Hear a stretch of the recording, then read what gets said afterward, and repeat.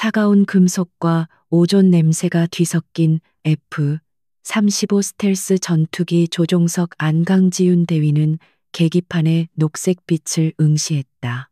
그녀의 헬멧 바이저에는 수십 개의 전술 데이터가 쉴 새 없이 흘러갔다. 동해 상공에서 펼쳐지는 대규모 연합 방공 훈련의 열기가 지상의 통제센터까지 전해지는 듯했다. 그녀의 편대는 가상의 적기를 요격하기 위해 정해진 초계 구역을 비행 중이었다.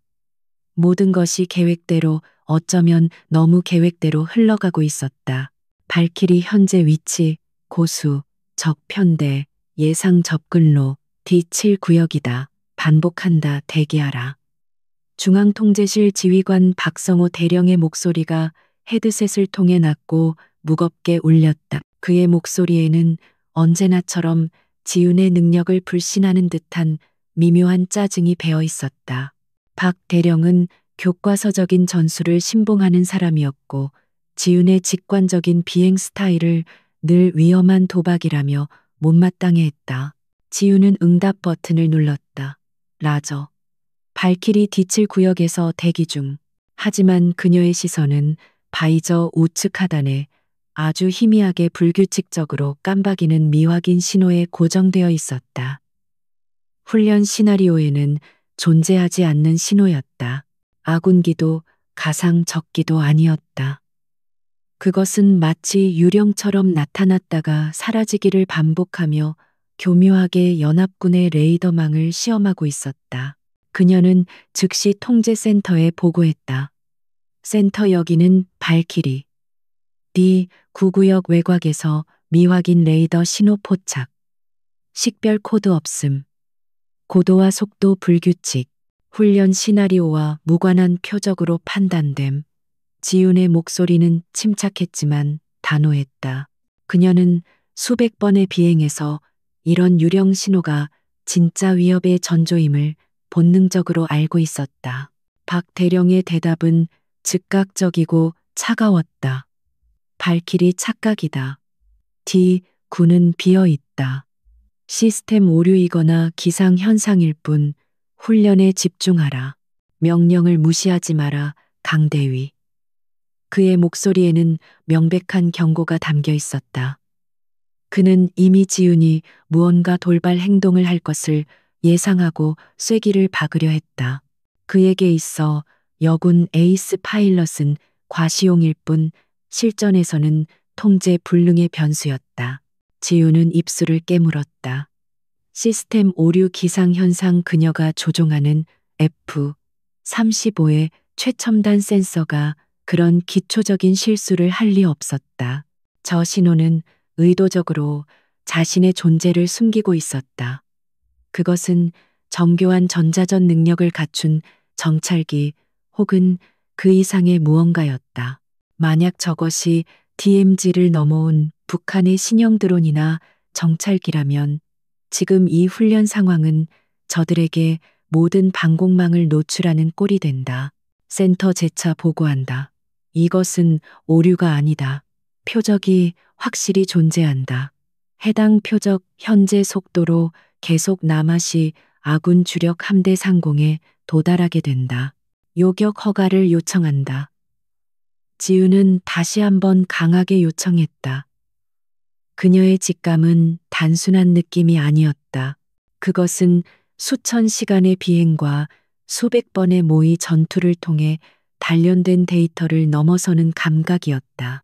박 대령의 분노가 무전기를 뚫고 터져나왔다. 강대위, 지금 훈련 전체를 망칠 셈인가. 당장 대기 위치로 복귀하라. 이건 명령이다. 마지막 경고다. 그의 고함 소리는 다른 편대원들의 무전기에도 울려 퍼졌다. 순간적인 침묵이 흘렀다.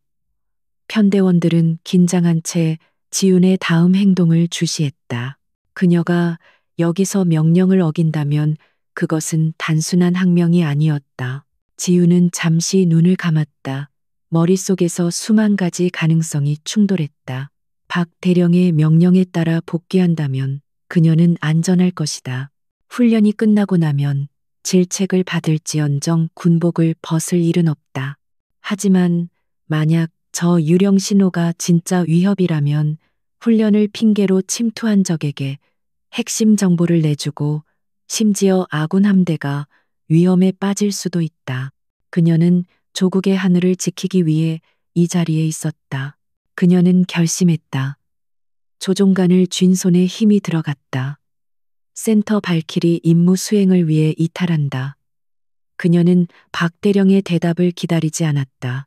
F-35의 엔진이 포효했고 기체는 순간적으로 가속하며 편대에서 벗어났다.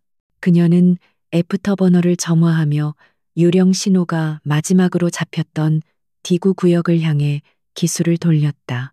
이제 되돌릴 수 없었다. 강지훈 대위, 당장 기술을 돌려. 이건 명백한 항명이다. 즉시 복귀하지 않으면 군법회의에 회부하겠다. 박성호 대령의 절규에 가까운 목소리가 조종석을 울렸지만 지우는 이미 통신 채널의 볼륨을 줄인 상태였다. 그녀의 모든 신경은 전방의 허공, 보이지 않는 적을 향해 집중되었다. 그녀는 자신의 직감을 믿기로 했다. 그리고 그 직감은 단 한 번도 그녀를 배신한 적이 없었다. 그녀의 F-35는 마치 검은 창처럼 구름을 뚫고 나아갔다. 훈련 구역을 벗어나자 가상 적기들의 신호가 사라지고 레이더는 깨끗해졌다. 그리고 바로 그 순간 아까보다 훨씬 더 선명한 신호가 나타났다. 그것은 D9구역을 지나쳐 빠른 속도로 DMZ 방향으로 북상하고 있었다. 마치 지윤의 접근을 눈치챈 듯했다. 덫이었다. 처음부터 그녀를 유인한 것일 수도 있다. 지윤은 기체를 급선을 시키며 표적을 추격했다. 놓치지 않아 그녀는 낮게 읊조렸다. 표적은 놀라운 속도와 기동성을 보여주었다. 일반적인 항공기가 아니었다. 고도의 스텔스 기술이 적용된 무인기이거나 혹은 제3국의 최신의 정찰기일 가능성이 높았다. 지우는 안전거리 확보 따위는 잊은 지 오래였다. 그녀의 임무는 오직 저 미확인 비행체의 정체를 밝혀내는 것뿐이었다. 박성호 대령은 통제실 모니터 앞에서 얼굴이 잿빛으로 변해 있었다. 저 고집불통 당장 아군기 2대를 추격시켜 강대위를 강제로 복귀시켜. 그는 부하들에게 소리쳤지만 이미 늦었다.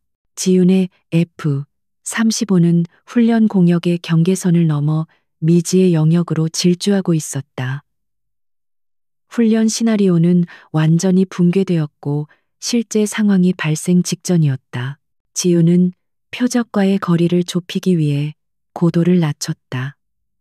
표적 역시 고도를 낮추며 동해에 거친 파도 위를 스치듯 비행했다. 위험천만한 저공 비행이었다.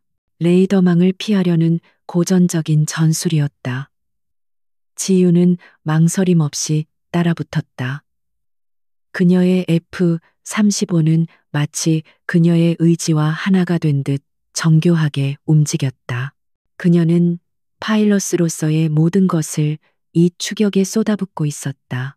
바로 그때 표적이 급격히 기술을 북쪽으로 틀었다. DMZ 방향이었다. 지우는 순간적으로 망설였다. 저 선을 넘는다는 것은 전쟁을 의미할 수도 있었다. 하지만 표적은 이미 너무 많은 것을 알고 있는 듯했다. 저것을 이대로 돌려보낼 수는 없었다. 그녀는 조종관을 밀어붙였다. F-35가 음속을 돌파하며 손익붐을 일으켰다. 강대위 거기는 박대령의 경악에 찬 목소리가 다시 들려왔지만 지윤의 시야에는 이미 DMZ의 경고 라인이 스쳐 지나가고 있었다. 그녀는 지금 자신의 경력, 어쩌면 목숨까지도 단 하나의 직감에 걸고 있었다. 그 유령 신호가 무엇이든 간에 그것은 대한민국의 하늘을 우롱했다. 그리고 강지훈 대위는 그것을 용납할 수 없었다. 그녀의 전투기가 북쪽 하늘로 사라지는 것을 보며 통제실의 모든 장교들은 숨을 죽였다. 모니터 속 그녀의 기체를 나타내는 녹색 점은 이제 붉은 경고구역 안에서 깜박이고 있었다. 훈련은 끝났다. 버키리 강지윤 대위는 이제 적진 한가운데에 홀로 남겨졌다. 박 대령은 떨리는 손으로 비상 직통 전화를 집어들었다. 상황은 최악으로 치닫고 있었다. 북쪽의 하늘은 남쪽과는 공기의 질감부터 달랐다. 차갑고 날카로우며 보이지 않는 저기로 가득 차 있었다. 강지윤 대위는 DMZ를 넘었다는 사실을 인지한 순간 온몸에 피가 얼어붙는 듯한 긴장감을 느꼈다. 하지만 그녀의 앞에는 여전히 정체를 알 수 없는 표적이 있었다.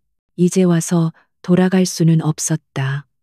그녀는 조종간을 단단히 붙잡고 마지막 남은 이성을 끌어모아 표적을 추격했다. 발길이 즉각 기술을 돌려라 마지막 명령이다 듣고 있나. 강대위 박성호 대령의 목소리는 이제 분노를 넘어 절박함에 가까웠다. 그의 고함은 지직거리는 잡음과 함께 지윤의 헬멧을 울렸다. 하지만 지윤은 응답할 수 없었다. 그녀는 지금 훈련에서 금지된, 아니 실전에서도 목숨을 걸어야 하는 위험천만한 기동을 시도하고 있었다. 그녀는 표적을 시야에 잡아두기 위해 F-35의 기체를 거의 수직으로 세워 급상승시켰다. 중력이 강철 같은 손으로 그녀의 몸을 짓눌렀다. 이어서 기체를 뒤집어 표적의 예상 회피 경로를 미리 차단하는 하이 요요 기동을 감행했다. 훈련 시뮬레이션에서나 가능했던 극한의 G 포스를 견뎌내야 하는 동작이었다.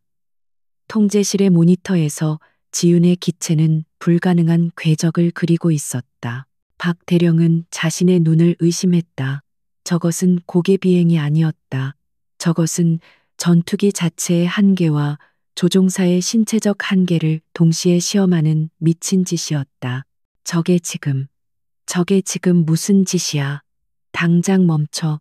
그는 소리쳤지만 지윤은 이미 다음 단계로 넘어가고 있었다. 그녀는 표적의 꼬리를 잡기 위해 속도를 극단적으로 줄였다가 다시 급가속하는 코브라 기동의 변형을 시도했다. 이 모든 위험한 기동은 단 하나의 목적을 위한 것이었다. 바로 저 미확인 표적의 측면을 잡아 최소한의 시각적 정보라도 확보하는 것. 하지만 표적 역시 만만치 않았다. 그것은 지윤의 움직임을 완벽하게 예측하는 듯 교묘하게 기체를 비틀며 회피했다. 마치 거대한 뱀장어처럼 그녀의 레이더망을 빠져나갔다.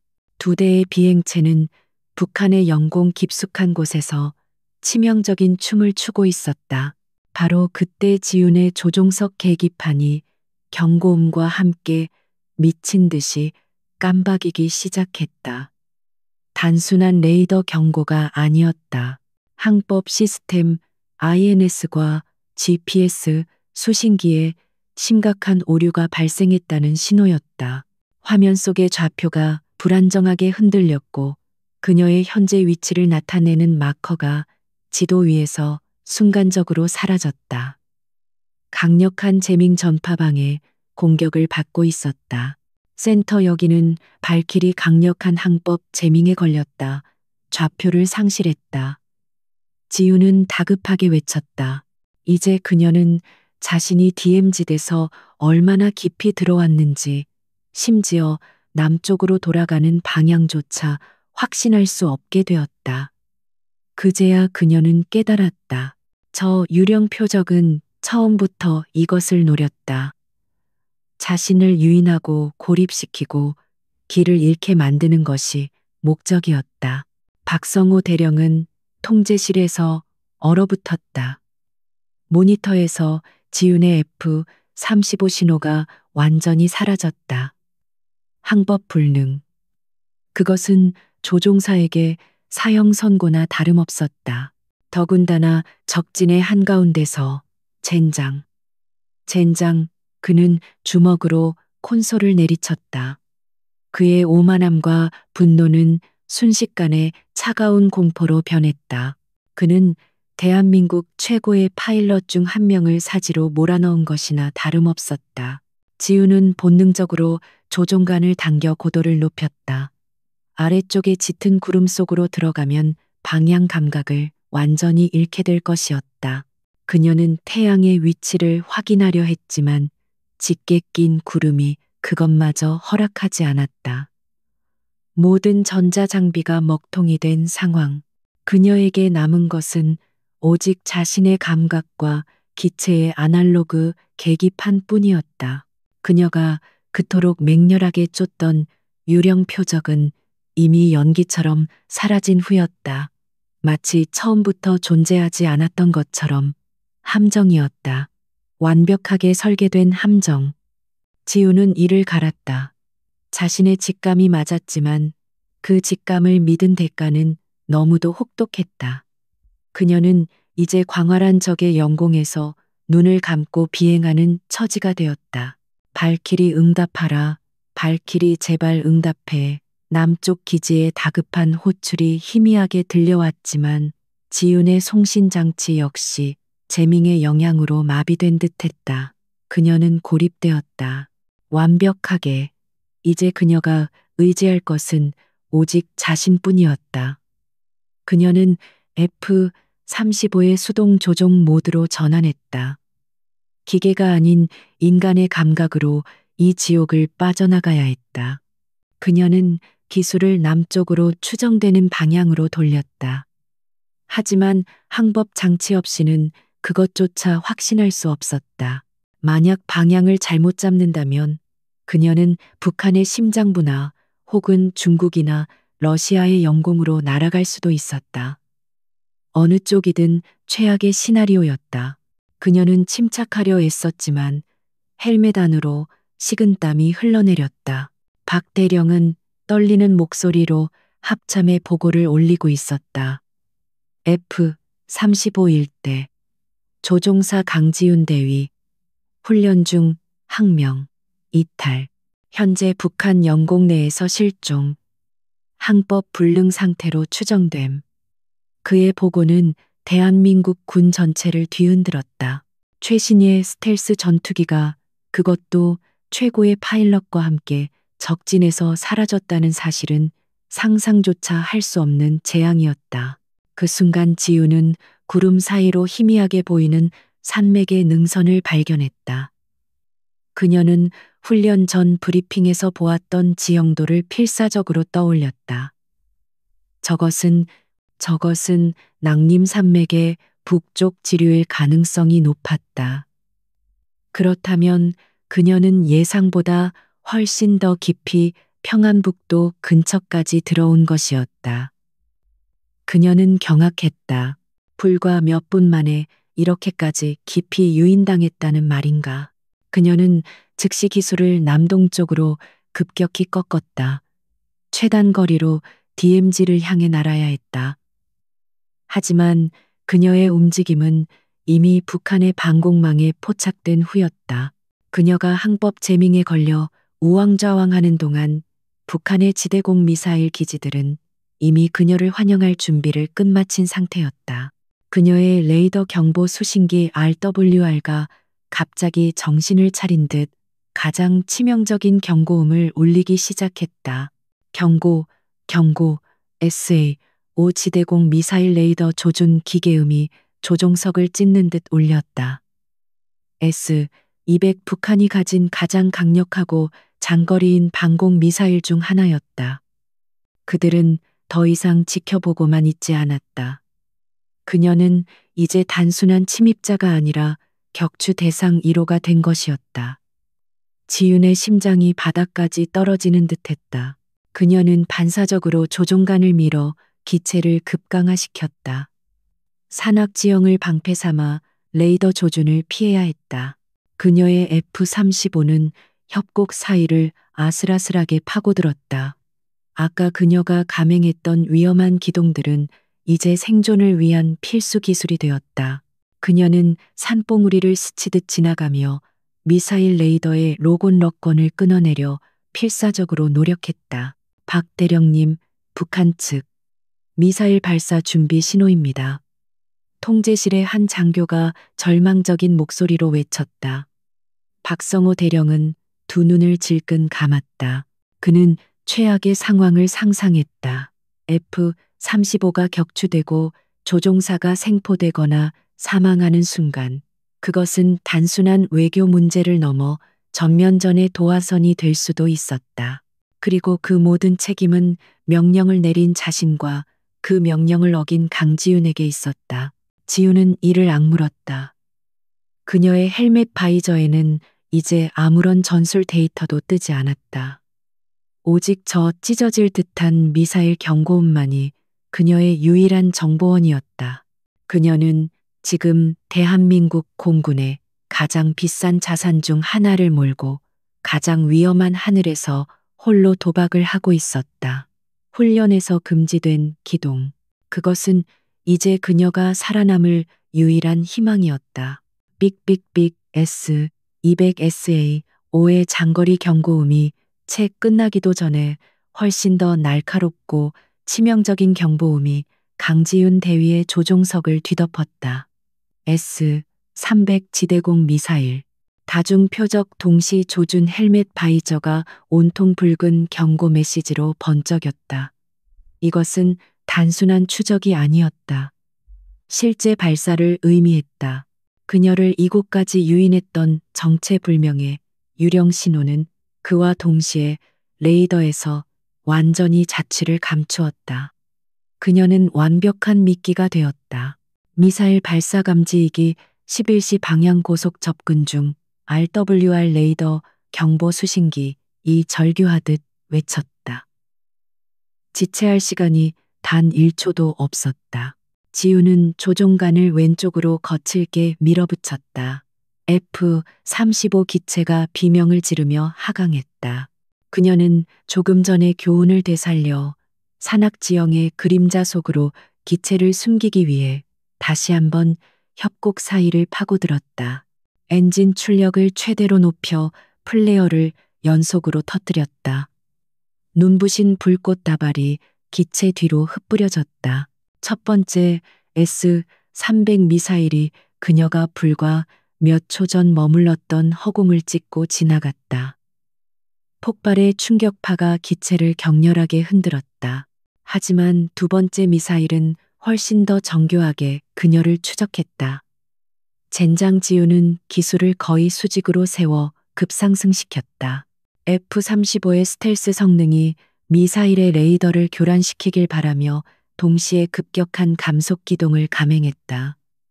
미사일은 목표물을 잃고 허공에서 거대한 불꽃을 피우며 폭발했다. 겨우 한숨 돌리려는 순간 또 다른 그러나 익숙한 경고음이 울렸다. 이번에는 지대공 미사일이 아니었다. 적기 접근 MiG-29 2기 3시 방향 급속 접근 중 북한 공군의 주력 요격기였다. 그들은 지대공 미사일이 실패할 경우를 대비한 2차 타격대였다. 이제 모든 것이 명확해졌다. 훈련은 완전히 끝났다. 이것은 명백한 실전이었고 그녀는 적진 한복판에서 홀로 두 대의 적기와 마주하게 되었다. 남쪽의 중앙통제실은 얼음물이라도 끼얹은 듯 침묵에 잠겼다. 박성호 대령은 새하얗게 질린 얼굴로 모니터를 응시했다. S-300 발사 신호와 MiG-29 출격 신호가 동시에 잡혔다. 강 대위가 실전 상황에 돌입했다.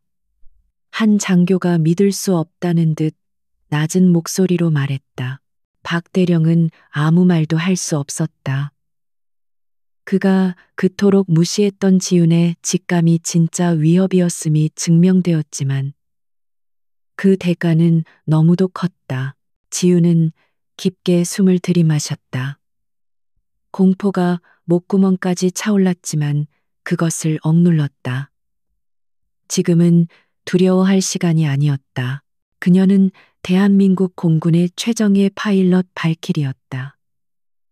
그녀의 F-35는 여전히 비행하고 있었다. 항법 장치는 먹통이었지만 전투 시스템은 기적적으로 살아 있었다. 그녀는 무기 선택 스위치를 작동시켰다. 방어에서 생존을 위한 반격으로 전환할 때였다.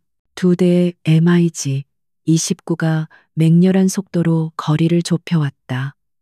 그들은 F-35의 스텔스 성능을 무력화하기 위해 넓게 산계하여 협공을 시도했다. 북한 조종사들은 자신들의 홈그라운드에서 미군의 상징과도 같은 최신의 스텔스기를 격추시킬 기회에 흥분해 있었다. 그들은 맹수처럼 지윤을 몰아붙이기 시작했다. 지윤의 바이저에 두 대의 적기를 나타내는 붉은 삼각형이 선명하게 떠올랐다. 지윤은 첫 번째 미사일의 궤적을 읽었다. 만약 저것이 구형 S-300P 계열이라면 특정 기동에 취약할 것이다. 그녀는 기체를 옆으로 굴려 의도적으로 레이더 반사 면적을 최소화했다. 동시에 협곡의 벽에 바짝 붙어 비행했다. 미사일은 지형 반사파 클러터와 그녀의 기체를 구분하지 못하고 산 중턱에 처박혔다. 거대한 폭발음과 함께 바위 파편이 사방으로 튀었다. F-35가 아니었다면 불가능한 회피였다. 하지만 두 번째 미사일은 더 신형인 듯 집요하게 그녀의 플레어를 무시하고 따라붙었다. 너무 가까워 지윤은 비명을 삼켰다. 그녀는 마지막 수단으로 F-35의 엔진 노즐을 급격히 꺾어 기체를 순간적으로 실속 스톨 상태에 가깝게 만들었다.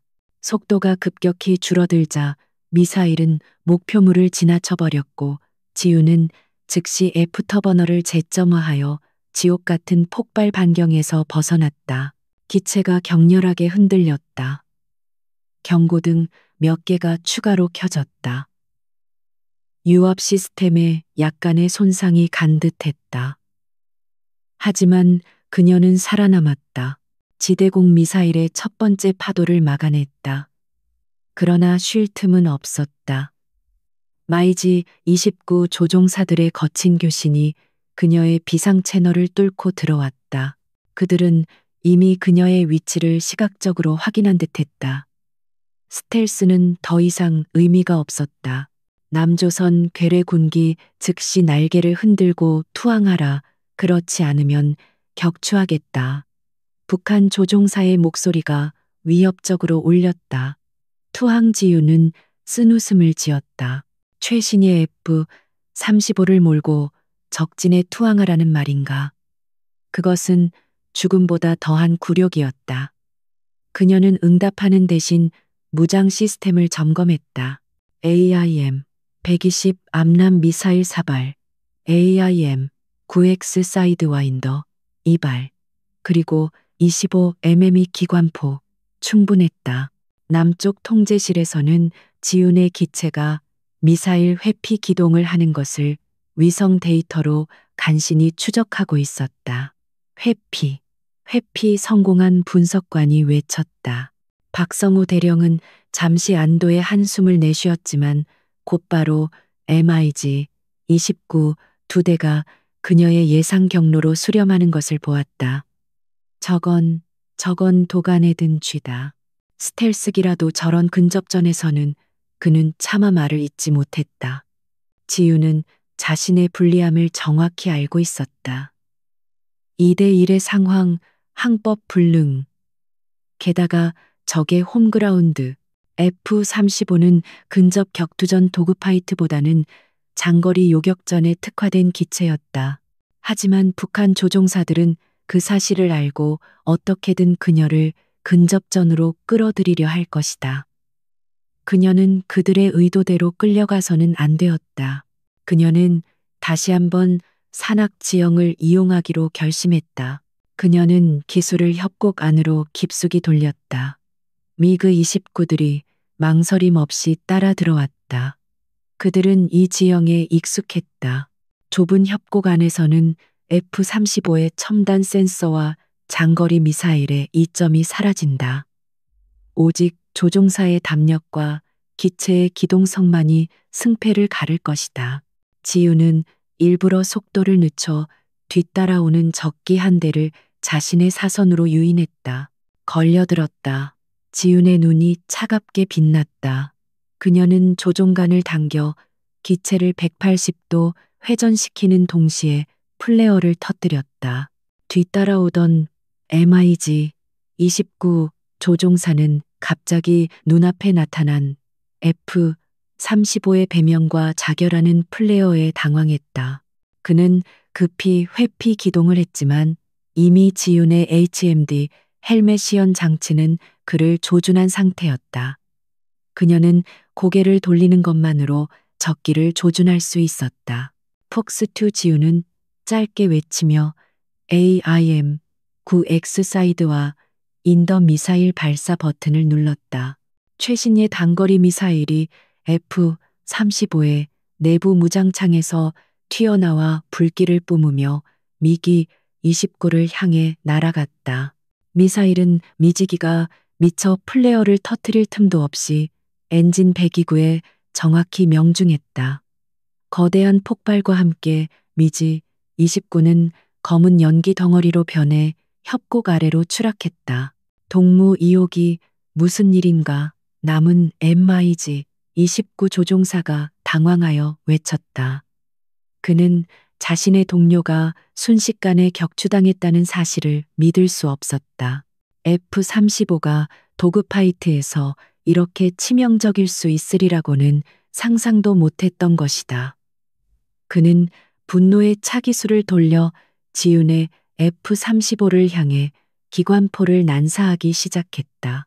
붉은 예광탄이 지윤의 기체 주위를 스쳐 지나갔다. 지윤은 기관포 세례를 피하기 위해 기체를 격렬하게 움직였다. 이제 1대1 상황이 되었지만 그녀는 여전히 불리했다. 기체는 미사일 회피 기동으로 이미 손상을 입었고 연료도 빠르게 소모되고 있었다. 그리고 그녀는 여전히 자신이 어디에 있는지 정확히 몰랐다. 남은 적기는 복수심에 불타 더욱 맹렬하게 그녀를 몰아붙였다. 박성호 대령은 모니터에서 미그 29 한 대의 신호가 사라진 것을 보았다. 격추. 강 대위가 적기를 격추시켰다. 통제실은 순간적인 환호에 휩싸였지만 이내 다시 침묵이 흘렀다. 그녀는 여전히 적진에 있었다. 이제 그녀는 단순한 침입자가 아니라 적기를 격추한 교전 당사자가 되었다. 상황은 돌이킬 수 없이 악화되었다. 남은 북한 조종사는 노련했다. 그는 더 이상 지윤의 속임수에 넘어가지 않았다. 그는 거리를 유지하며 지윤의 F-35를 더 깊은 산악지대로 더 강력한 방공망이 기다리는 곳으로 몰아가려 했다. 지윤은 그의 의도를 알아차렸다. 여기서 벗어나지 못하면 그녀는 두 번째, 세 번째 미사일 파도와 마주하게 될 것이다. 그녀는 마지막 도박을 걸어야 했다. 그녀는 일부러 기체를 불안정하게 흔들며 속도를 줄였다. 마치 기체에 심각한 손상을 입어 조종 불능에 빠진 것처럼. 북한 조종사는 이 기회를 놓치지 않았다. 끝이다. 남조선 계집애.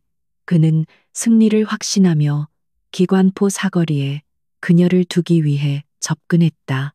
그가 방아쇠에 손가락을 거는 순간 지윤은 F-35의 모든 출력을 끌어모아 기체를 수직으로 급상승시켰다. MiG-29 조종사는 너무 가까이 접근한 탓에 F-35의 괴물 같은 수직 상승 속도를 따라잡을 수 없었다. 그는 어쩔 수 없이 F-35의 뒤를 쫓아 기술을 들었지만 순간적으로 기체가 실속 속도에 가까워지며 통제력을 잃을 뻔했다. 바로 그 찰나의 순간 지윤은 상승의 정점에서 기체를 뒤집어 그의 위를 차지했다. 완벽한 하이지 배럴롤 기동이었다. 이제 위치가 역전되었다. 지윤이 MiG-29의 꼬리를 잡았다. 북한 조종사는 경악하며 기체를 비틀었지만 F-35의 첨단 조준 시스템은 이미 그를 로곤한 상태였다. 하지만 지윤은 미사일을 쏘지 않았다. 대신 25mm 기관포를 선택했다. 이건 훈련이 아니다. 그녀는 조준경 중앙에 적기를 고정하고 방아쇠를 당겼다. GAU-22 기관포가 불을 뿜었다. 분당 수천 발의 속도로 발사된 고폭탄이 MiG-29의 오른쪽 날개와 동체를 정확하게 갈기갈기 찢어 놓았다. MiG-29는 통제 불능 상태에 빠져 나선형으로 추락하기 시작했다. 조종사는 비상 탈출을 시도하는 듯 했지만 이미 늦었다. 기체는 거대한 화염에 휩싸이며 산산조각이 났다. 두 번째 적기 격추. 지우는 거칠게 숨을 몰아쉬었다. 조종석 안은 화약 냄새와 땀 냄새로 가득 찼다. 그녀는 해냈다. 2대 1의 불리한 상황에서 살아남았다. 하지만 승리의 기쁨을 누릴 시간은 없었다. 그녀의 연료 게이지가 붉은색으로 깜박이고 있었다. 그리고 항법 장치는 여전히 먹통이었다. 그녀는 이 지옥 같은 하늘에서 빠져나가야 했다. 두 대의 MiG-29가 불타는 잔해가 되어 산산조각 나는 동안 강지훈 대위는 승리의 여운을 느낄 새도 없이 즉시 기술을 남쪽으로 돌렸다. 붉게 전멸하는 연료 경고등이 그녀의 바이저를 번쩍였다. 항법 장치는 여전히 침묵했고 기체는 아까의 격렬한 기동과 미사일 파편으로 인해 미세한 진동을 일으키고 있었다. 그녀는 이제 시간과의 싸움, 그리고 자신과의 싸움에 직면했다. 그녀는 고도를 최대한 낮췄다. 북한의 방공 레이더망은 산악 지형에서 많은 사각지대를 가지고 있었다. 그녀는 이 지형을 방패 삼아 말 그대로 계곡과 능선을 스치듯이 비행했다. 이것은 발키리 강지훈의 특기이자 가장 위험한 비행 기술이었다. 조금의 실수도 용납되지 않았다. 기체의 그림자가 산비탈을 따라 맹렬한 속도로 질주했다. 남쪽의 중앙통제실에서는 절반의 환호와 절반의 절망이 교차했다. MiG기 2대 신호소실 강대위가 해냈습니다. 한 오퍼레이터가 외쳤다. 하지만 박성우 대령의 얼굴은 여전히 굳어 있었다. 저 고집불통, 살아 돌아올 연료가 있긴 한 건가? 그는 위성으로 간신히 잡히는 지훈의 희미한 열 신호를 보며 중얼거렸다. 그녀는 지금 DMZ에서 가장 멀리 떨어진 적진 깊숙한 곳에 있었다. 지훈은 연료 소모를 최소화하기 위해 애프터버너를 껐다. 속도가 줄어들자 기체의 진동이 더 심해졌다. 아까 S-300의 파편이 동체 하부나 수평 안정판 어딘가를 손상시킨 것이 분명했다. 그녀는 조종관을 꽉 쥔 채 오직 감각의 의지에 기체를 제어했다. 눈앞에 거대한 산맥이 나타났다. 저것을 넘어야 했다. 저 너머에 DMZ가 있을 것이다. 하지만 북한군도 당하고만 있지는 않았다. MiG-29 2대가 격추당했다는 보고는 북한군 전방 지휘소를 발칵 뒤집어 놓았다. 그들은 최신의 스텔스기가 홀로 자신들의 방공망을 유린하고 요격기까지 격추시켰다는 사실에 치를 떨었다. 무슨 수를 써서든 저 기체를 격추시켜라. 절대 남쪽으로 돌려보내서는 안 된다. 불호령이 떨어졌다. 지훈의 RWR이 다시 비명을 질렀다. 이번에는 S-300이 아니었다. 더 구형이지만 더 촘촘하게 배치된 SA, ESA, 3지대공 미사일 기지들이었다. 그녀가 DMZ에 가까워질수록 방공망은 더욱 빽빽해졌다. 그들은 그녀의 예상 탈출로의 함정을 파놓고 기다리고 있었다. 그녀는 또다시 죽음의 미로 속으로 들어서고 있었다. 미사일 발사 다수구 시와 10시 방향 경고음이 조종석을 가득 메웠다. 지훈은 이를 악물었다. 그녀는 조종관을 당겨 기체를 급선회시키는 대신 오히려 계곡 바닥으로 더 깊이 파고들었다. 미사일들이 그녀를 쫓아왔지만 좁고 구불구불한 협곡 안에서는 그 정밀도가 현저히 떨어졌다. 미사일 몇 발이 협곡 벽에 부딪혀 거대한 폭발을 일으켰다. 그녀는 폭발의 충격파를 뚫고 전진했다. 하지만 한 발의 미사일이 집요하게 따라붙었다. 연료가 부족한 상태에서 아까와 같은 급격한 회피 기동은 불가능했다. 지우는 마지막 남은 플레어 두 발을 동시에 터뜨렸다. 그리고 기체를 거의 90도로 세워 협곡의 좁은 틈새 사이로 칼날처럼 빠져나갔다. 미사일은 플레어에 잠시 속았지만 이내 다시 그녀를 향했다. 그 순간 지우는 결단을 내려야 했다. 그녀는 기술을 바로 앞에 산봉우리를 향해 돌진시켰다. 자살 행위처럼 보였다. 남쪽 통제실의 모든 요원들이 숨을 죽였다. 지금 뭐 하는 거야? 박대령이 소리쳤다. 지우는 산봉우리와 충돌하기 직전 기체의 모든 제어 시스템을 동원해 기술을 하늘로 꺾었다. 팝업 기동이었다. 기체는 엄청난 중력 가속도를 받으며 수직으로 솟구쳤다. 그녀를 쫓던 미사일은 그 급격한 각도를 따라오지 못하고 산봉우리에 그대로 격돌했다. 거대한 화염이 밤하늘을 밝히는 듯했다. 지우는 간신히 또 한 번의 죽음을 피했지만 기체는 한계에 달했다. 조종석 전체가 격렬하게 흔들렸고 오른쪽 엔진에서 경고등이 깜박이기 시작했다. 그녀는 고도를 확보한 순간 저 멀리 남쪽 하늘에서 희미하게 빛나는 도시의 불빛을 보았다. 서울이었다. 아니, 서울 근교의 불빛일 것이다. 이제 방향은 확실했다. 하지만 그녀의 연료 게이지는 거의 바닥을 가리키고 있었다. 그리고 그녀의 뒤에서는 또 다른 미기 21편대가 추격을 시작했다는 경고가 울리고 있었다. 젠장, 조금만 더. 지우는 거친 숨을 내쉬며 조종간을 남쪽으로 고정했다. 오른쪽 엔진의 출력이 불안정하게 오르락내리락 했다. 그녀는 손상된 기체를 이끌고 마지막 힘을 쥐어짜고 있었다. 그녀의 F-35는 더 이상 최첨단 스텔스 전투기가 아니었다. 그저 날개가 부러진 채 필사적으로 기환하려는 한 마리의 새 발키리일 뿐이었다. 북한의 마지막 추격기인 MiG-21들은 구형이었지만 그들의 임무는 지운을 격추하는 것이 아니라 최소한 DMZ들을 넘지 못하게 발을 묶어두는 것이었다. 그들은 미사일을 발사하며 지운의 탈출을 필사적으로 저지했다. 지운은 이제 미사일을 피할 기동력조차 남아있지 않았다. 그녀는 오직 직진할 뿐이었다.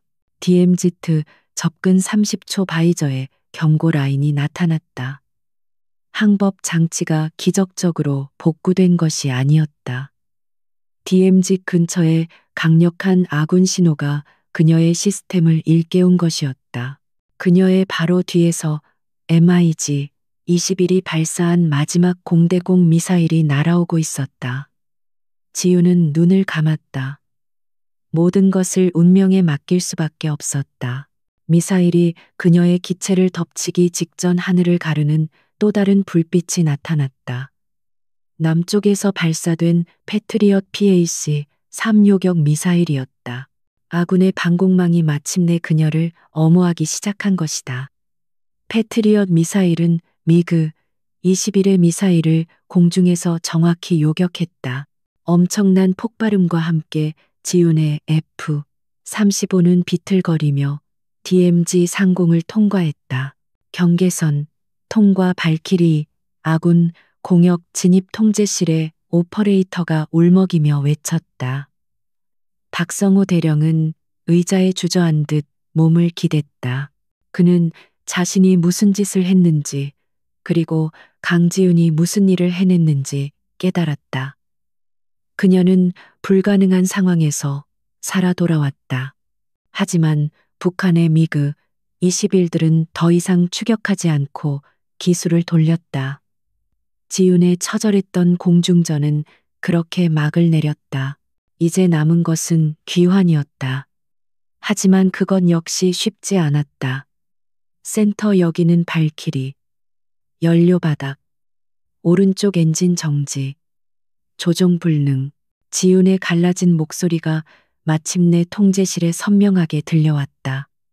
그녀의 F-35는 검은 연기를 뿜으며 고도를 잃어가고 있었다.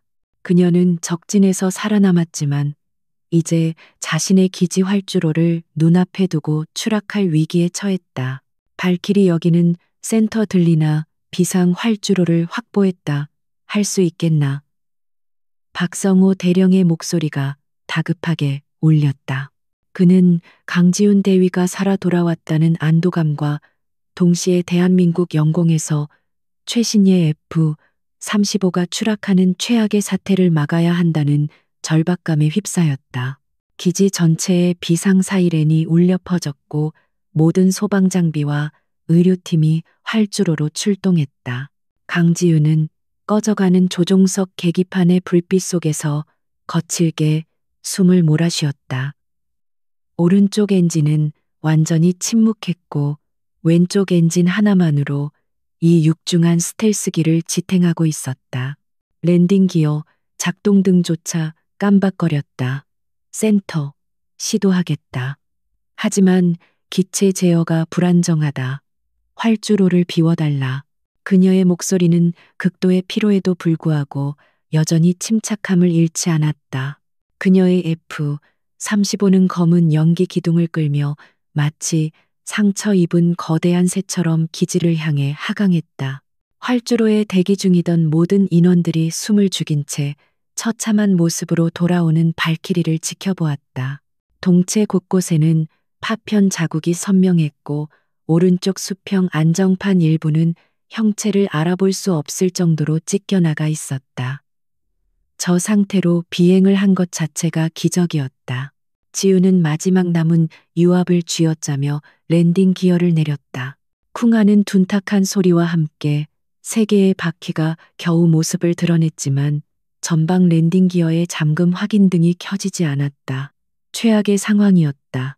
앞바퀴가 고정되지 않은 채 착륙을 시도한다면 기체는 활주로의 동체로 처박히며 그대로 화염에 휩싸일 것이다. 발키리 전방 기어 잠금 불능 동체 착륙을 준비하라. 박 대령이 절박하게 외쳤다. 동체 착륙. 그것은 조종사에게 가장 위험한 착륙 방식이었다. 지우는 입술을 깨물었다. 그녀는 북한의 S-300과 MiG-29 편대를 뚫고 살아 돌아왔다. 여기서 이렇게 죽을 수는 없었다. 그녀는 기술을 살짝 들어 올렸다가 다시 내리찍는 충격 요법을 시도했다. 기체가 격렬하게 흔들렸고 그 충격으로 마침내 전방 랜딩 기어에 잠금쇠가 걸리는 소리가 희미하게 들려왔다. 녹색 확인등이 기적처럼 켜졌다. 전방 기어 잠금 확인 착륙을 강행한다. 지우는 마지막 남은 힘을 다해 기체를 활주로 중앙선에 맞췄다. F-35는 거친 마찰음을 내며 활주로에 거칠게 부딪혔다. 타이어 타는 냄새가 진동했다. 기체는 활주로를 한참이나 미끄러진 후에야 겨우 멈춰섰다. 오른쪽 엔진에서는 여전히 불길이 솟아오르고 있었다. 지우는 모든 시스템을 차단하고 캐노피 비상 탈출 레버를 당겼다. 치익 하는 소리와 함께 캐노피가 열렸고 신선하지만 화약 냄새가 섞인 바깥 공기가 조종석 안으로 밀려 들어왔다. 그녀는 살아남았다. 모든 것이 끝났다고 생각하는 순간이었다. 그녀가 비틀거리며 조종석에서 내려오자마자 그녀를 맞이한 것은 동료들의 환호나 의료팀의 들것이 아니었다.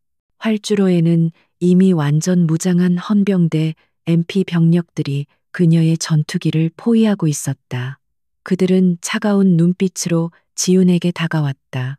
지훈은 잠시 상황을 파악하지 못하고 멍하니 그들을 바라보았다. 헌병대장이 그녀 앞에 섰다. 그는 지훈에게 경례조차 하지 않았다. 강지훈 대위, 귀관을 상부 명령 불복종 전투 태세 이탈, 그리고 국가 안보에 심각한 위협을 초래한 혐의로 긴급 체포한다. 그의 차가운 목소리가 활주로에 울려 퍼졌다. 그는 지훈에게 수갑을 내밀었다. 지훈의 머릿속이 하얗게 변했다. 지금 뭐라고 했나? 지훈이 믿을 수 없다는 듯 되물었다.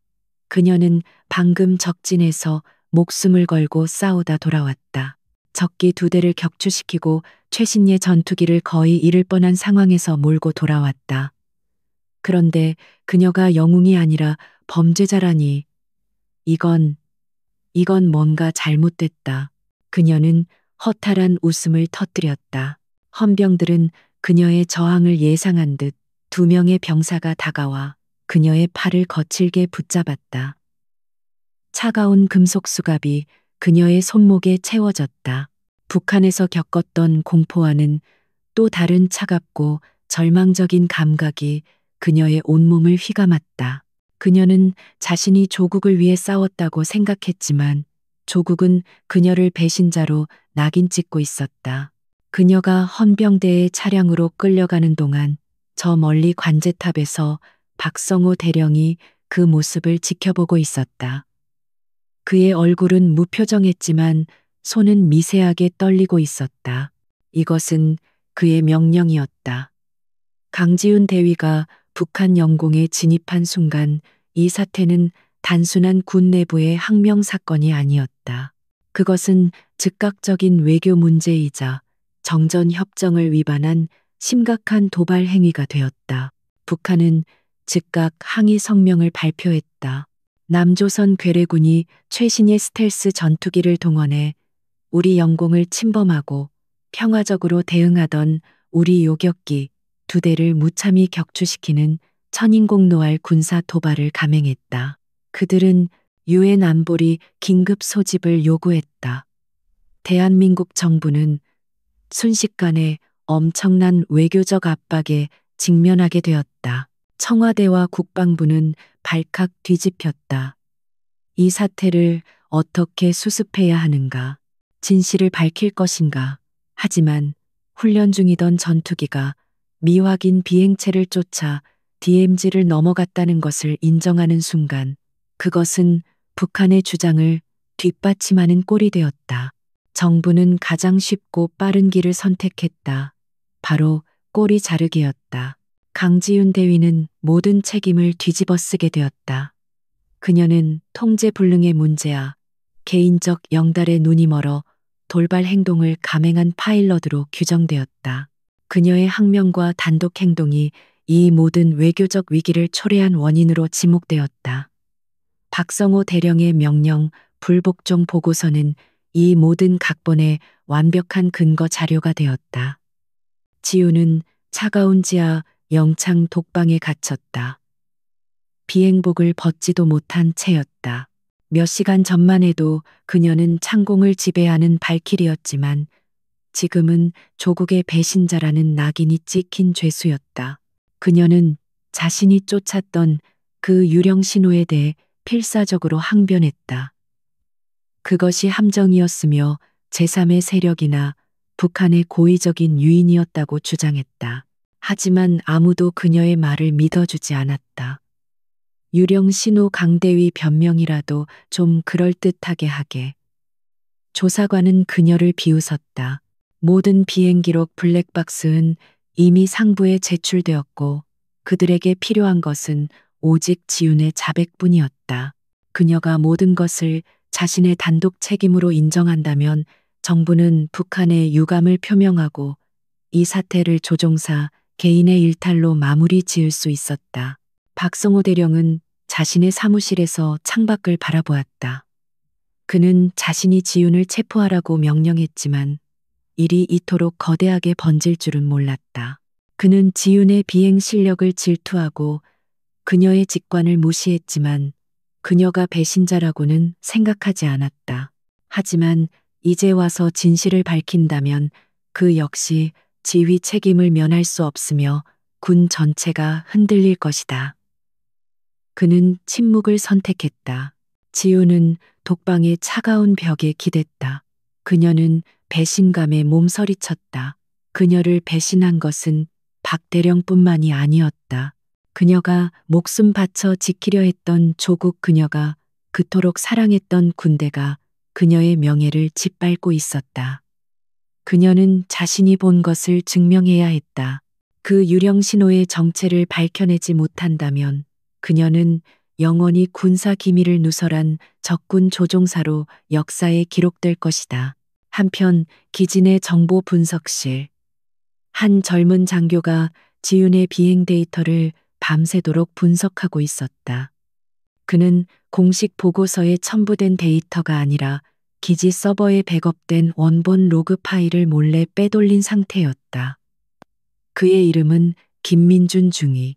그는 지훈과 같은 편대 소속은 아니었지만 그녀의 비행을 누구보다 존경해왔다. 그는 공식 발표를 믿지 않았다.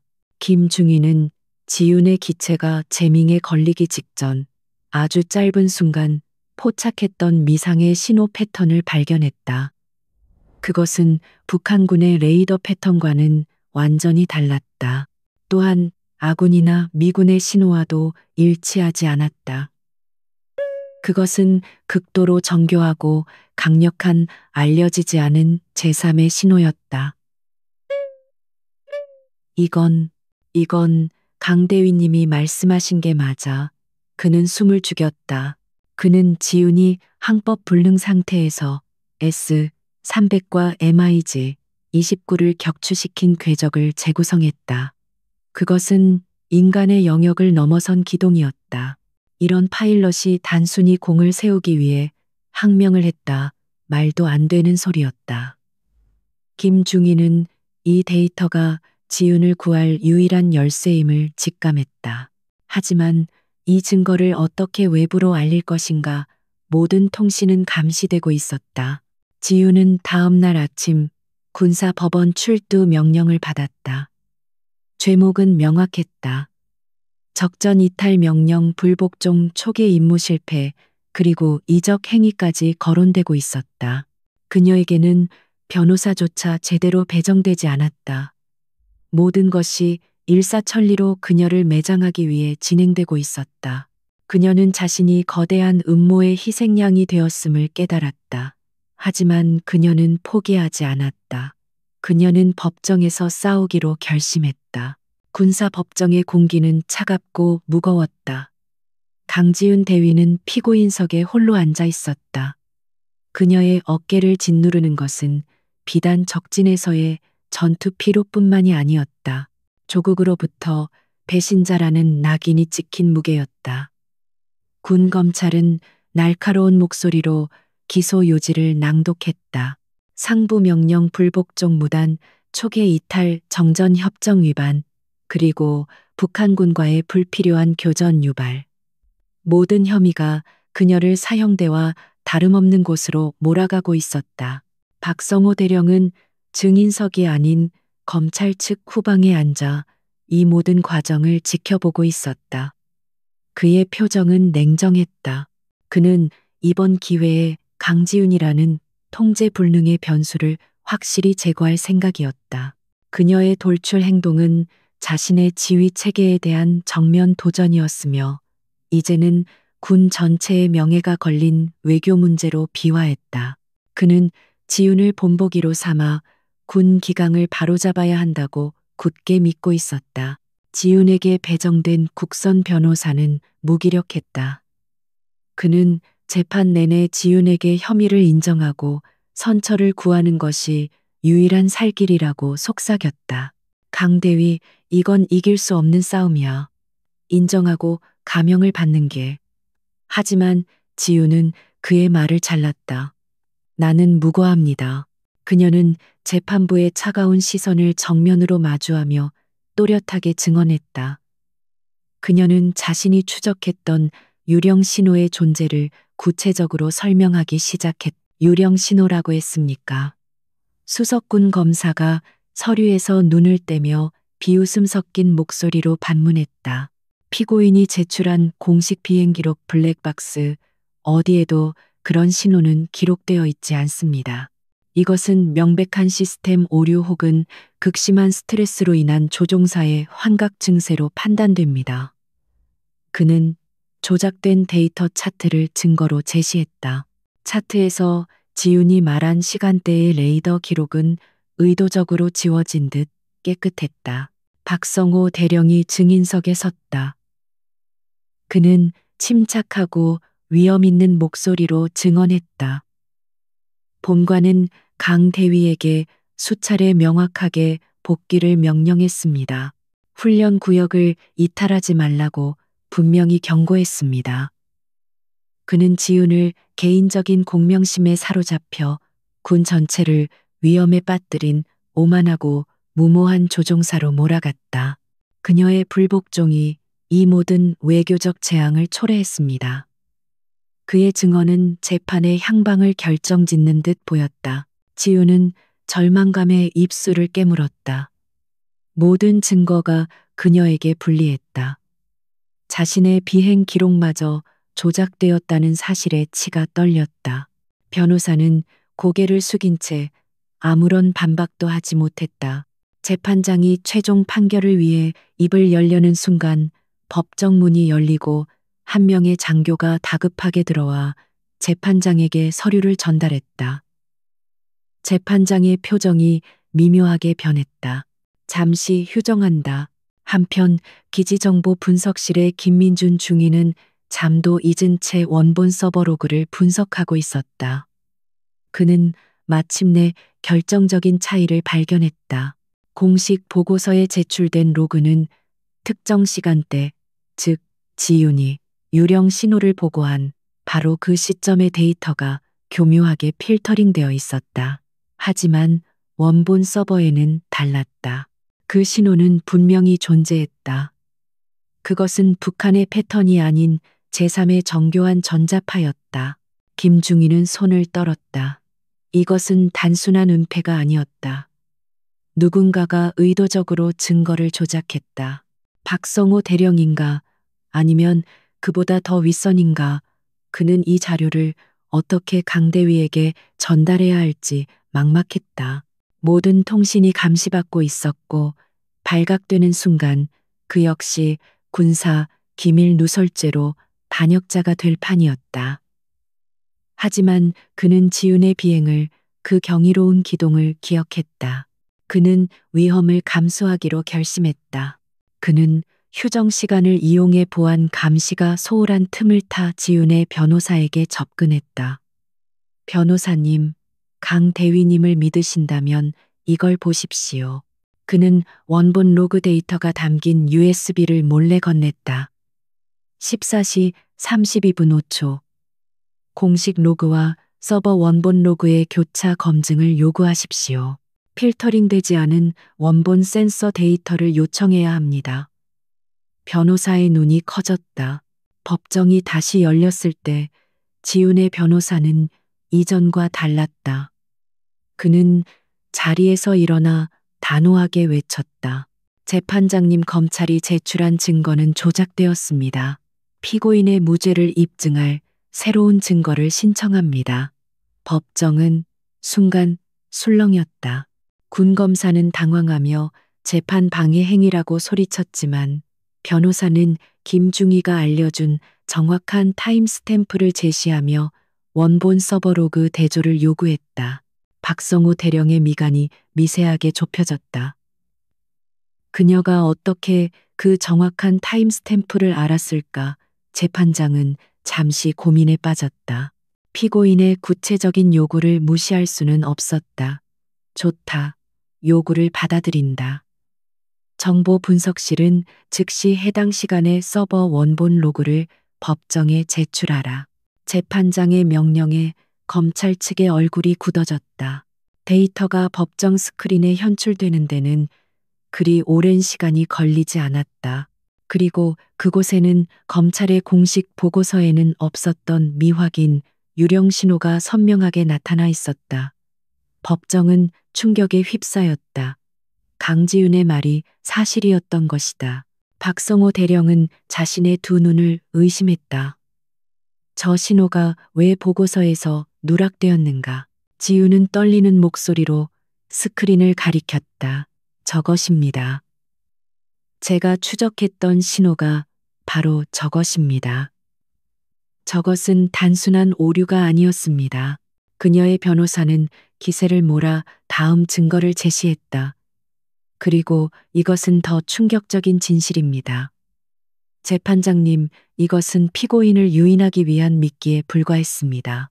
김민준 중위가 추가로 발견한 데이터가 스크린에 떠올랐다. 그것은 지윤의 F-35 항법 장치가 마비되기 직전 아주 짧은 순간 포착된 강력한 전파방해 재밍 신호의 분석 자료였다. 그리고 그 신호의 발신지는 북한이 아니었다. 발신지는 놀랍게도 남한 영토 내 아군 기지에서 불과 수십 킬로미터 떨어진 한 방위산업체 연구소 방향으로 표시되어 있었다. 법정은 아수라장이 되었다. 내부의 적 방산업체, K-디펜스 고의적 유인. 믿을 수 없는 단어들이 터져나왔다. 이것은 단순한 항명 사건이 아니었다. 남북한의 군사적 긴장을 고조시켜 이득을 얻으려는 세력이 존재한다는 뜻이었다. 강지훈 대위는 그들의 거대한 시나리오에 희생된 제물이었던 것이다. 군 검찰은 격렬하게 반발했다. 터무니없는 음모론입니다. 피고인이 자신의 죄를 덮기 위해 이제 아군까지 모함하고 있습니다. 박성호 대령 역시 자리에서 벌떡 일어났다. 재판장, 저것은 근거 없는 억측입니다. 당장 저 증거를 기각하고. 그는 자신이 이 음모와는 관련 없었지만 자신의 무능한 지위가 이 모든 사태의 빌미를 제공했음을 깨달았다. 그는 어떻게든 이 재판을 지윤의 개인적 일탈로 덮어야만 했다. 재판장이 망치로 책상을 내리쳤다. 조용히 하시오. 사안이 중대하다. 재판부는 이 새로운 증거의 신빙성을 검토하기 위해 관련 방산업체 K-디펜스의 로그 기록 및 기지 출입 기록에 대한 즉각적인 조사를 명령한다. 그는 지윤을 바라보았다. 그의 눈빛은 더 이상 피고인을 보는 눈이 아니었다. 임시 휴정한다. 강지윤 대위는 영창이 아닌 기지 내 BOQ 독신 장교 숙소에 대기하도록 조치하라. 이것은 작은 변화였지만 거대한 승리의 시작이었다. 지윤은 헌병들에 의해 독방이 아닌 자신의 숙소로 옮겨졌다. 그녀가 복도를 지나는 동안 박성호 대령이 저편에서 그녀를 노려보고 있었다. 그의 눈빛은 단순한 경멸이 아니었다. 자신의 경력이 끝장날 수도 있다는 공포와 모든 것을 밝혀낸 지윤에 대한 증오가 뒤섞여 있었다. 지윤은 그의 시선을 피하지 않았다. 그녀는 이제 자신이 누구와 싸워야 하는지 명확히 알았다. 그녀의 적은 북한군만이 아니었다. 아군의 무능한 지휘관, 그리고 더러운 이익을 위해 전쟁마저 불사하려는 내부의 그림자였다. 그녀는 김민준 중이라는 보이지 않는 조력자가 있음을 확신했다. 그녀는 이 진실을 밝히기 위해, 그리고 자신의 명예를 되찾기 위해 끝까지 싸울 것이다. 한편 방위산업체 K-디펜스의 한 고층 빌딩 임원실에는 비상이 걸렸다. 강지훈 대위가 재밍 신호까지 알아챘다고 어떻게 한 고위 임원이 격분하여 소리쳤다. 그 계집 하나 때문에 모든 계획이 틀어질 판이다. 박성호 대령은 쓸모가 없어졌어. 그가 입을 열기 전에, 그리고 그 계집이 법정에서 더 떠들기 전에 조치를 취해야 한다. 어둠 속에서 새로운 음모가 시작되고 있었다. 김민준 중위 역시 자신이 위험에 처했음을 직감했다.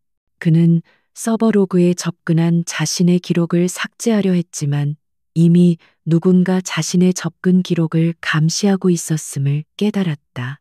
그는 자신의 숙소로 돌아가는 길에 낯선 검은색 세단이 자신을 따라붙는 것을 느꼈다. 그는 지훈에게 진실을 전했지만 그 대가는 혹독할 것 같았다. 지훈은 숙소에 도착하자마자 샤워기에서 쏟아지는 찬물을 맞았다. 며칠 만에 처음 느끼는 문명의 감각이었다. 하지만 그녀의 마음은 편치 않았다. 재판은 이제 시작일 뿐이었다. 그녀는 자신을 도와준 익명의 조력자 김중희가 위험에 처했을 것임을 직감했다. 그녀는 단순한 명예회복이 아니라 이 거대한 음모의 실체를 완전히 파헤쳐야만 했다. BOQ 숙소의 뜨거운 물줄기조차 강지훈 대위의 몸에 밴 긴장감을 완전히 씻어내지는 못했다. 이곳은 차가운 영창 독방과는 달랐지만 결코 안전한 안식처가 아니었다. 그녀는 자신이 거대한 하이에나 무리의 한가운데로 걸어 들어갔음을 직감했다. 법정에서 밝혀진 K-디펜스라는 이름은 단순한 방위산업체가 아니라 군 내부의 고위층과 결탁한 거대한 그림자 세력이었다. 그들은 자신들의 생존을 위해 무슨 짓이든 할 것이다. 그녀의 예상은 틀리지 않았다. 그날 밤 기지 전체의 원인을 알 수 없는 정전이 발생했다. 지우는 어둠 속에서 즉각 전투 태세를 갖췄다. BOQ 복도에서 미세한 발소리가 들려왔다. 단순한 경비병의 순찰이 아니었다. 누군가가 그녀의 방문 잠금 장치를 조용히 해제하려 하고 있었다. 지우는 침대 다리를 부러뜨려 날카로운 둔기를 만들고 문 옆에 숨었다. 문이 열리고 검은 복장의 괴한 두 명이 소음기를 단 권총을 들고 방 안으로 들어왔다. 그들은 지훈이 침대에 있을 거라 예상했지만 지훈은 이미 그들의 등 뒤에 있었다. 그녀는 망설임 없이 첫 번째 괴한의 목을 가격하고 두 번째 괴한의 팔을 꺾어 무장 해제시켰다. 격렬한 육박전 끝에 두 명의 괴한은 복도에 쓰러졌다. 그들은 군인이 아니었다. K-디펜스가 보낸 용병들이었다. 바로 그때 정전이 복구되고 헌병대가 달려왔다. 지우는 자신을 암살하려 했던 자들을 가리키며 차갑게 말했다. 이 자들이 내 숙소에 침입했다. K-디펜스가 보낸 자들이다. 이제 이것은 단순한 항명 재판이 아니었다. 현역 장교 암살 미수 사건으로 번졌다. 재판부는 더 이상 이 사건을 덮어둘 수 없음을 깨달았다. 군 검찰은 즉각 K-디펜스 본사와 관련자들에 대한 압수수색 영장을 발부했다. 한편 김민준 중위는 자신을 미행하던 검은 세단을 따돌리기 위해 사력을 다하고 있었다. 그는 자신이 확보한 결정적인 증거, K-디펜스와 군 내부 인사가 주고받은 이메일 원본을 군 검찰이 아닌 청와대 민정수석실 직통 라인에 익명으로 전송했다. 그는 군 내부의 조사만으로는 꼬리 자르기에 그칠 것을 알았다. 이 거대한 암초를 뽑아내기 위해서는 더 큰 힘이 필요했다. 김중희의 데이터는 대통령에게 직보되었다. 내용은 충격적이었다. 프로젝트 고스트 스카이, K-디펜스가 자신들의 신형 통합 방공 시스템 아이기스 쉴드의 도입을 위해 의도적으로 안보 위기를 조장하려 한 계획이었다. 그들은 자신들의 고성능 스텔스 드론 유령 신호으로 남측의 에이스 파일럿을 유인 DMZ를 넘게 하여 북한을 자극하고 교전이 발생하면 기존 방공망의 취약성을 부각시키려 했다. 모든 것이 계획대로 진행되었다. 단 하나 그들은 자신들의 미끼를 문 조종사가 발키리 강지훈일 줄은 몰랐다. 그들은 지훈이 북한 영공에서 격추되거나 최소한 기체를 버리고 탈출할 것이라 예상했다. 하지만 지훈은 살아 돌아왔고 심지어 적기 2대를 격추시키며 그들의 스텔스 드론 데이터까지 기록해왔다. 그녀의 생환이 그들의 완벽한 시나리오를 망가뜨린 것이다. 최종 심판의 날 군사법정은 그 어느 때보다 삼엄한 경비 속에 열렸다. 방청석에는 K-디펜스의 임원들과 그들과 결탁한 군 고위 장성들이 증인 자격으로 앉아 있었다. 박성호 대령도 창백한 얼굴로 피고 측 증인석에 앉았다. 그는 자신이 이 거대한 음모의 장기말에 불과했음을 깨달았지만 이미 너무 깊이 발을 담근 후였다. 재판장이 개정을 선언하자 법정 문이 열리고 군 검찰이 아닌 국방부 특별조사본부 요원들이 들어섰다.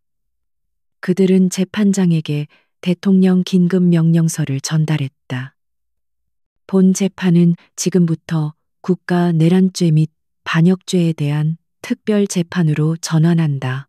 재판장이 엄숙하게 선언했다. K 디펜스 임원들과 장성들의 얼굴이 사색이 되었다. 김민준 중위가 법정의 증인으로 섰다. 그의 팔에는 붕대가 감겨 있었지만 그의 눈빛은 확고했다. 그는 스크린에 K 디펜스의 내부 이메일과 자금 흐름, 그리고 스텔스 드론의 비행 로그를 띄웠다. 그것은 지윤의 비행 기록과 정확히 일치했다.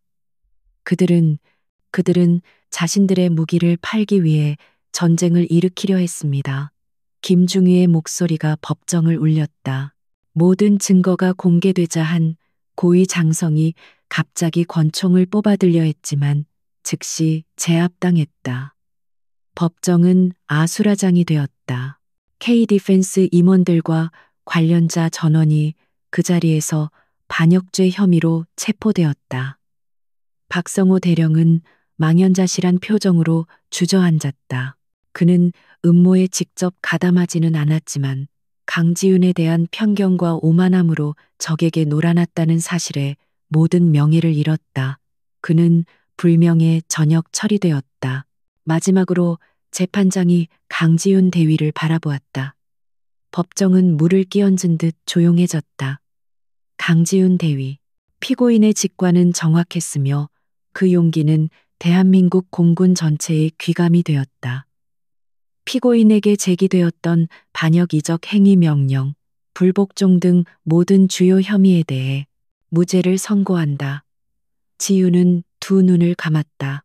하지만 재판장은 말을 이었다. 다만 훈련 상황 중 명확한 상부의 복귀 명령을 수차례 어기고 독단적인 행동을 감행한 것은 그 결과가 아무리 좋았다 하더라도 군의 지휘 체계를 문란하게 한 행위임이 명백하다. 이에 본 재판부는 피고인의 공을 인정하나 군 기강 확립을 위해 견책 처분을 내린다. 그것은 정의와 군율 사이의 절묘한 균형점이었다. 몇 주 후 강지윤 대위는 모든 징계가 해제되고 공식적으로 복귀 명령을 받았다. 그녀의 명예는 완전히 회복되었다. 이 사건은 군 내부에서 발키리 사건으로 불리며 전설이 되었지만 국가 안보를 이유로 언론에는 철저히 통제되었다. 김민준 중위는 이 공로로 1계급 특진과 함께 정보사령부로 발령받았다. 지윤은 다시 F-35 조종석에 앉았다. 익숙한 제트 연료 냄새와 계기판의 불빛이 그녀를 반겼다.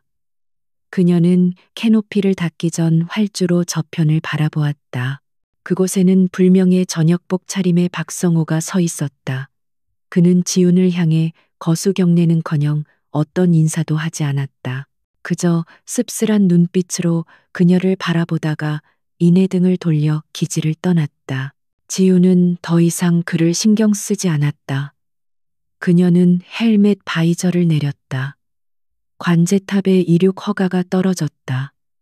발키리 활주로 진입. 이륙 준비 완료. F-35의 엔진이 포효하며 기체를 밀어냈다. 기체는 순식간에 활주로를 박차고 푸른 하늘로 솟구쳤다. 그녀는 자신이 지켜야 할 하늘을 바라보았다. 그녀는 이번 사건을 통해 깨달았다. 조종사의 진짜 적은 DMZ 너머에만 있는 것이 아니었다. 때로는 가장 위험한 적이 가장 화려한 훈장을 달고 바로 등 뒤에 서 있기도 한다는 것을. 오만 탐욕 그리고 권력에 대한 맹목적인 추종. 그것이 바로 그녀가 싸워야 할 또 다른 유령이었다. 그녀의 눈빛은 그 어느 때보다 차갑고 단단하고 깊어졌다. 그녀는 하늘의 수호자 발키리로 다시 태어났다.